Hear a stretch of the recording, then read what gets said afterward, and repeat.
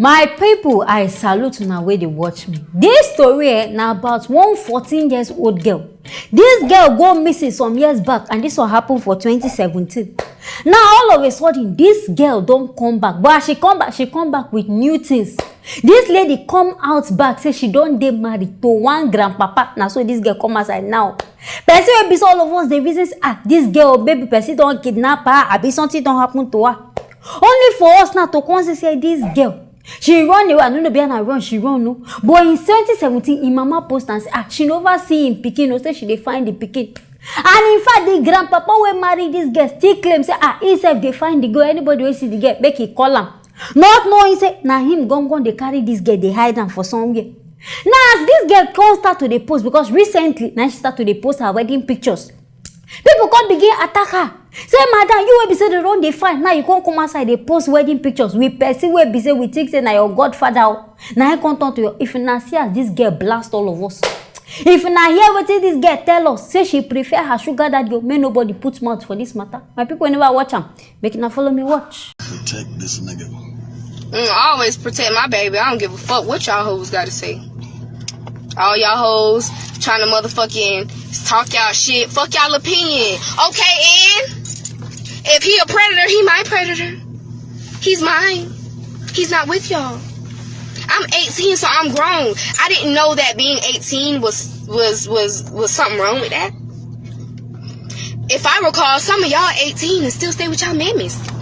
Like you said, like y'all said, how I'm young and my mind ain't open all the way. Okay, well, a young nigga is even worse than a young female. Why the fuck would you think that I want to sit around and be with a young nigga that want to fuck other people and don't got his mind made up, don't know what he want, don't want to commit, don't want to get out his mama house, don't want to do that? Why the fuck would I want that? That's not what I want. I don't want that. I want to be with a nigga that know what the fuck he want in life. I want to be with a nigga that got his stacked up his bread.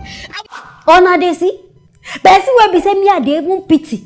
Look and say, okay, oh, this girl na young. If say this one happen inside Africa, if say even happen inside Nigeria, I sure say by now I go don't carry you, give you some kind better whipping. Because see you will be say with the reasons, okay, oh, this man kidnap you since 14 years. We no reason that one. You can't come out and now come they tell us rubbish. Now this girl they claim say she know what she wants. Say she no want follow young boys. So be say they will come go they cheat on her. The guy now the guy still they live with his parents. He never even know what he want do. Now he start to think of in life. I ain't go tell they take care of girl. Him know what she wants. Now why she decide say now this baba now she won't follow. Say the man don't already dey me. He don't get in car. Even she as she did there, she don't get car. She did okay. So what it come be the point of her saying now young boy she won't go follow. So she don't go follow any young boy. But auntie, me I no get problem with you dating an older man. But you suppose first reason and say the first attack, the whole thing, this one just be like kidnapping. You suppose put your mind go there.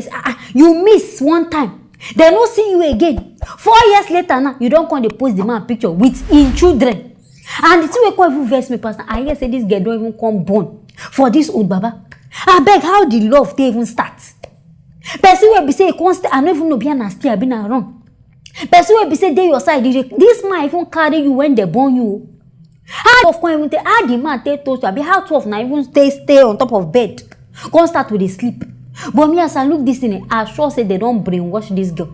Because the way the guy they talk, you go no say this girl, they don't wash her mentality come out. Because I they even talk, and even if they carry this girl, so okay, fine, or they want to arrest this man. Go marry another person. As it be, this girl will still marry a grandpa. She go still find old man go because she dey always find person where be say she don't reason as okay, this one don't get money, you know go take die, he don't do everything. Now the kind of person where she go dey follow. She don't go one go dey find young glove where be say nah she will come dey start everything with the person. She no go reason that one. Now how I see this kind get to be. But this girl say this pikin wey come I no get. How you expect make people they even look you? But the guy no even shape. Or now see the whole insult where she bombard on people. See how we dey jealous. I beg wetin they jealous for this kind of relationship. Man we don't dey old enough to born you times 10. Wetin person they jealous for there? But all this oyinbo people na so they be. But all this matter somehow I go blame this girl parents. Because wetin I hear say this girl mama she na person wey be say she dey always dey on drugs. And it be like say the way the mama they act now wetin make this girl run away abi comot from house. Come go hide for this man place thinking say she dey safe, not knowing say this man won't go the salmon kwe her. And she self come decide say fine and good she go dey there hide.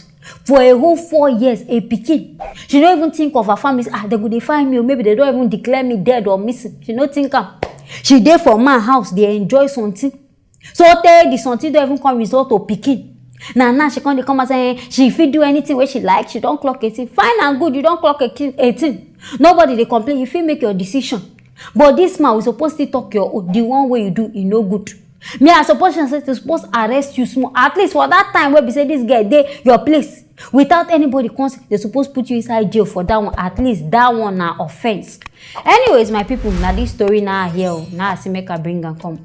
Make una stay tuned for our next story.